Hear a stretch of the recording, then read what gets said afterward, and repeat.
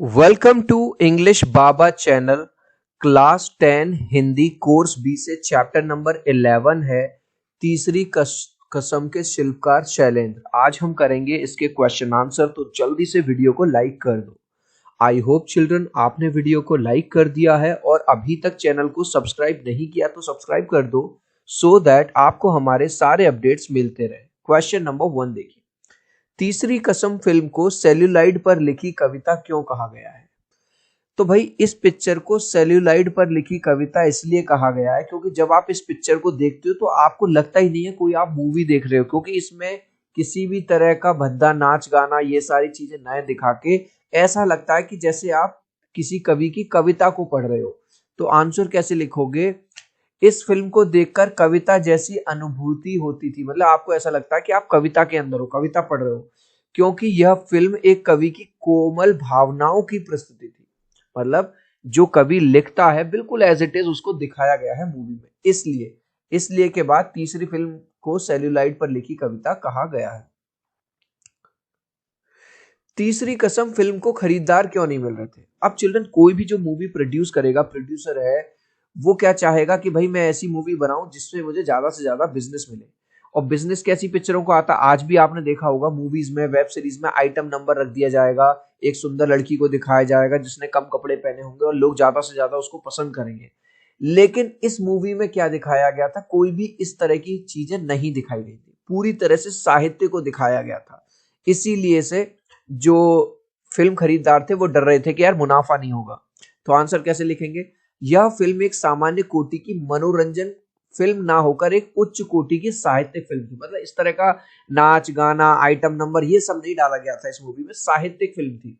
इस फिल्म में अनावश्यक मनोरंजक मसाले नहीं डाले गए थे, जैसे मसाला डाला जाता है ना तुमको दिखाने के लिए, कोई आइटम सॉन्ग डाल दिया, ये डाल दिया, वो डाल दिया, वो सब नहीं। इसलिए तीसरी कसम फिल्म को खरीदार नहीं मिल रहे थे। शैलेंद्र के अनुसार कलाकार का कर्तव्य क्या है? तो शैलेंद्र जो है वो कहते हैं कि जो कलाकार है उसको ये कोशिश नहीं करनी चाहिए मूवी बनाते वक्त कि बेफालतू का मनोरंजन मसाला आइटम नंबर ये डाले।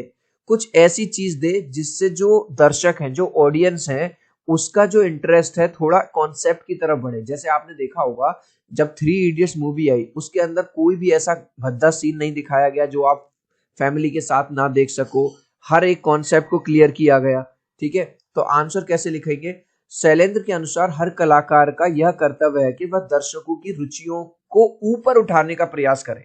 मतलब ये नहीं कि बार बार ऑडियंस को वही एक हीरो एक हीरोइन, वो उनमें प्यार हो गया ये हो गया वही सब दिखाता रहे, कुछ अलग उठाए, कुछ अलग कॉन्सेप्ट लेके, ना कि भद्दा और गंदा मनोरंजन उनके ऊपर थोपे। फिल्म में त्रासद स्थितियों का चित्रांकन ग्लोरीफाई क्यों कर दिया जाता है? चिल्ड्रन जैसे आपने मूवी देखी, ट्वेल्थ फेल देखी या दंगल देखी, तो आपको इतना ज्यादा जो पिक्चरें हैं इमोशनल कर देंगी कि आपकी आंखों से आंसू बहने लगेंगे। हालांकि वो होता है लेकिन सचमुच में इतना नहीं होता, लेकिन उसको और ज्यादा दिखा दिया जाता है जिससे दर्शकों को वो पिक्चर पसंद आए और दर्शक ज्यादा से ज्यादा मूवी देखने आए, जिससे जो निर्माता है उनको ज्यादा से ज्यादा पैसा वो बना सके। तो पूरा फिल्मों में त्रासद स्थितियों का चित्रांकन ग्लोरीफाई इसलिए कर दिया जाता है जिससे कि दर्शकों को फिल्म देखने के लिए मजबूर और आकर्षित किया जा सके। और जितनी ज्यादा ऑडियंस मिलेगी किसी भी मूवी को, उतना ही ज्यादा वो मूवी पैसा कमाएगी और हिट होगी। शैलेंद्र ने राज कपूर की भावनाओं को शब्द दिए हैं, इस कथन से आप क्या समझते हैं? अब देखो, शैलेंद्र ने तो लिखा है, ठीक है, लेकिन उसमें जो एक्टिंग करी है वो है राज कपूर साहब। राज कपूर साहब उस टाइम के ऐसे अभिनेता माने जाते थे जो ये कहते थे डायलॉग तो छोड़ो, वो अपनी आंखों से ही क्या बोलना है क्या बताना है वो बयां कर देते थे। तो राज कपूर ने क्या है उनकी भावनाओं को, सॉरी शैलेंद्र ने क्या है राज कपूर की भावनाओं को शब्द दिए। शब्द किसके हैं? शैलेंद्र के। और उनको अभिनय किसने किया है? राज कपूर ने। तो आंसर कैसे लिखोगे? राज कपूर ऐसे कलाकार माने जाते थे जो अपनी आंखों से ही अभिनय बयां कर दिया करते थे। राज कपूर जो कुछ भी अपनी फिल्मों के माध्यम से कहना चाहते थे उसे गीतकार शैलेंद्र ने अपने गीतों के माध्यम से प्रकट कर देते थे। ठीक है, जो भी वो कहना चाहते थे उसमें जो शैलेंद्र है वो वैसा ही गीत डाल देते थे। लेखक ने राज कपूर को एशिया का सबसे बड़ा शोमैन कहा है। शोमैन से आप क्या समझते? चिल्ड्रन शोमैन क्या होता है?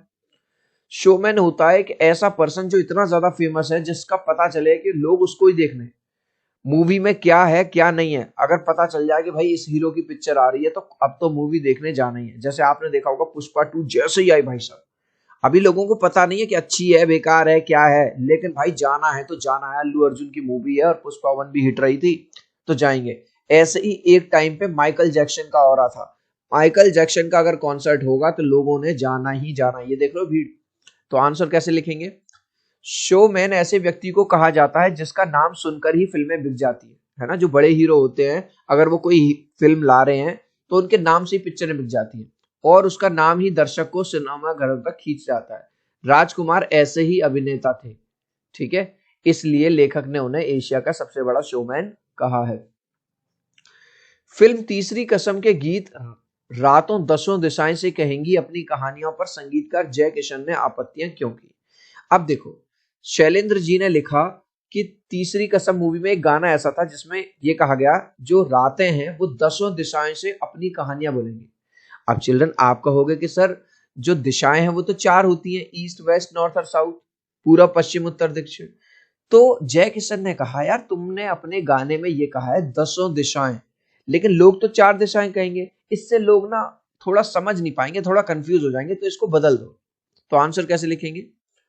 फिल्म तीसरी कसम के गीत रात दसों दिशाएं से कहेंगी अपनी कहानियों पर जय किशन ने आपत्ति इसलिए की, पूरी की पूरी क्वेश्चन सही, क्योंकि उनके अनुसार दर्शक चार दिशाएं जानते हैं। भाई जो ऑडियंस है वो तो चार ही दिशाओं को जानती है ना, जिसके कारण दर्शक और कहानीकार के बीच में उचित तालमेल का अभाव रहेगा। मतलब तालमेल नहीं हो पाएगा जब अगर आप कहोगे 10 दिशाएं होती हैं। चिल्ड्रन अभी तक आपने इस वीडियो को एक लाइक नहीं किया है तो आपसे रिक्वेस्ट करूंगा प्लीज एक लाइक कर दीजिए। आपके एक लाइक और सब्सक्राइब से बहुत मोटिवेशन मिलता है। 3 तक काउंट करूंगा चिल्ड्रन, प्लीज वीडियो को लाइक कर दो। 1 2 3। आई होप चिल्ड्रन आपने वीडियो को लाइक कर दिया है, चैनल को सब्सक्राइब कर दिया है। Thank you guys. Next question. अब निम्नलिखित प्रश्नों के उत्तर 50 to 60 वर्ड्स में देने हैं। क्वेश्चन है, राज कपूर द्वारा फिल्म की असफलता के खतरों से आगाह करने पर भी शैलेंद्र ने यह फिल्म क्यों बनाई?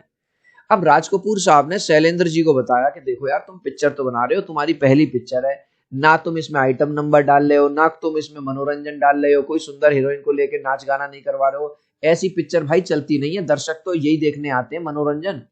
तो शैलेंद्र जी ने ये जवाब दिया कि भैया मुझे लाभ से और हानि से, मैं कोई व्यापार करने के लिए पिक्चर नहीं बना रहा हूं, मैं एक अलग तरह की पिक्चर बनाना चाहता हूं जिससे लोगों को ये समझ में आए कि साहित्य भी कोई चीज होती है, मुझे कोई बिजनेस नहीं करना। आंसर कैसे लिखेंगे? राज कपूर द्वारा फिल्म की असफलता के खतरों से आगाह कराने पर भी शैलेंद्र ने यह फिल्म इसलिए बनाई क्योंकि उन्हें धन सम्मान की कामना नहीं थी। शैलेंद्र जी ये नहीं सोच रहे थे कि मुझे इतने 1 करोड़ रुपए मिल जाएं, ये हो जाए, 10 लाख मिल जाएं, नहीं, वो तो केवल अपने अपने मन की भावनाओं से दर्शकों के मन को छूना चाहते थे। तो शैलेंद्र जी क्या चाहते थे कि ऐसी पिक्चरों के जमाने में जहां नाच गाना आइटम नंबर ये सब चल रहा है, उस टाइम में एक ऐसी पिक्चर पेश करूं जो सचमुच में साहित्य की बात करे, जो साफ सुथरी बिल्कुल पिक्चर हो। तीसरी कसम में राज कपूर की महिमामय व्यक्तित्व किस तरह हीरामन की आत्मा में उतर गया है, स्पष्ट कीजिए। अब क्वेश्चन समझो। राज कपूर ने एक्टिंग करी है और उनका जो कैरेक्टर है वो हीरामन नाम का, जैसे अल्लू अर्जुन का जो कैरेक्टर है वो किस नाम से है? पुष्पा नाम से है। तो ऐसे ही दंगल मूवी में हमने आमिर खान को देखा कि वो क्या बन जाते हैं, वो एक जो ये लड़ने वाले होते हैं, कुश्ती लड़ने वाले होते हैं, वो बन जाते हैं। तो कई बार एक्टर इतनी ज्यादा मेहनत करते हैं अपने एक मूवी के लिए, कैरेक्टर के लिए, कि पूरी तरह से वो कैरेक्टर में घुस जाते हैं। ऐसा लगता है कि वो आमिर खान नहीं है, वो सचमुच में एक कुश्ती लड़ने वाला व्यक्ति है। ऐसा लग रहा है वो अल्लू अर्जुन नहीं है भाई, वो सचमुच में इस तरह का टपोरी है जो इस तरह से लड़ता झगड़ता है, जिसकी चलती है ये वो है। तो राजकुमार भी क्या है, अपने ने जो कैरेक्टर निभाया है हीरामन का, ऐसा लगता ही नहीं है कि ये 3 घंटे की पिक्चर है, ऐसा लगता है कि हीरामन सचमुच में कोई आदमी है। तीसरी कसम फिल्म में राज कपूर ने हीरामन का किरदार कुछ इस तरह निभाया कि लगा ही नहीं यह एक फिल्म है। तो राज कपूर साहब ने जो हीरामन का जो कैरेक्टर प्ले किया है वो लग ही नहीं रहा कि ये 3 घंटे की पिक्चर है। ऐसा लगता है जैसे कि हीरामन एक वास्तविक जीवन का व्यक्ति है। गाइस अगर आपको क्लास 6 से लेके क्लास 12 तक किसी भी सब्जेक्ट के एमसीक्यू क्वेश्चन चाहिए तो आप आज ही हमारे एमसीक्यू चैनल को सब्सक्राइब कर लीजिए। आप लोगों के प्यार और सपोर्ट से 1,60,000 से ज़्यादा सब्सक्राइबर हो चुके हैं। एमसीक्यू चैनल का लोगो इस तरह का है और एमसीक्यू चैनल का लिंक मैंने डिस्क्रिप्शन में दे दिया है। एक चीज़ याद रखना, सीबीएसई ने और स्टेट बोर्ड्स ने ये कह दिया है आपके एग्जाम में एमसीक्यू क्वेश्चन भर भर के आएंगे। तो लिंक डिस्क्रिप्शन में जाइए और सब्सक्राइब कर लीजिए। लेखक ने ऐसा क्यों लिखा है कि तीसरी कसम ने साहित्य रचना के साथ 100% न्याय किया है। देखो, साहित्य रचना के साथ शैलेंद्र जी ने किसी भी तरह का ड्रामे बाजी मनोरंजन ये वो आइटम नंबर कुछ नहीं डाला। लोगों ने समझाया, राज कपूर साहब ने समझाया कि पिक्चर नहीं चलेगी, उन्होंने कह दिया नो मतलब नो, बस मुझे साहित्य ही दिखाना है, मैं साहित्य ही दिखाऊंगा और कोई खराब चीज नहीं। इस फिल्म में अन्य फिल्मों की तरह नाच गाना और काल्पनिक मनोरंजन को नहीं दिखाया गया। तीसरी कसम एक शुद्ध साहित्यिक फिल्म थी। इस कहानी के मूल रूप स्वरूप में जरा भी बदलाव नहीं किया गया। लोगों ने समझाया लेकिन फिर भी उन्होंने कहा कि भैया मुझे कोई पैसे वैसे नहीं कमाने, जैसी चलेगी मैं देख लूंगा। इसलिए लेखक ने लिखा है कि तीसरी कसम ने साहित्य रचना के साथ 100% न्याय किया है। शैलेंद्र के गीतों की क्या विशेषता है? अब शैलेंद्र जी सचमुच में कैसे थे? सचमुच में सीधे सादे व्यक्ति थे। उन्हें मतलब झूठ फरेब नफा नुकसान इससे कोई मतलब नहीं था। शैलेंद्र के गीत सरल सहज और संदेशात्मक, उनमें एक संदेश होता था और मन को छूने वाले होते थे। उनके गीतों में गहराई के साथ साथ आम आदमी से भी जुड़ाव होता रहता। फिल्म निर्माता के रूप में शैलेंद्र की विशेषताएं बताइए। शैलेंद्र ने फिल्म नुकसान या फायदे के लिए नहीं बल्कि अपनी आत्मसंतुष्टि के लिए बनाई है ना। राज कपूर साहब ने उन्हें समझाया कि भाई नहीं चलेगा, उन्होंने कहा नहीं चले तो ना चले, लेकिन मैं कुछ भी अलग चीज नहीं दिखाऊंगा। उन्होंने फिल्म में किसी तरह का काल्पनिक मनोरंजन भी नहीं परोसा। सिद्धांतवादी होने के कारण उन्होंने फिल्म में कोई भी परिवर्तन स्वीकार नहीं किया। लोगों ने कहा चलो थोड़ा सा चेंज कर देते हैं, एक आइटम सॉन्ग डाल देते हैं, नहीं उन्होंने कहा कुछ नहीं, मतलब कुछ नहीं।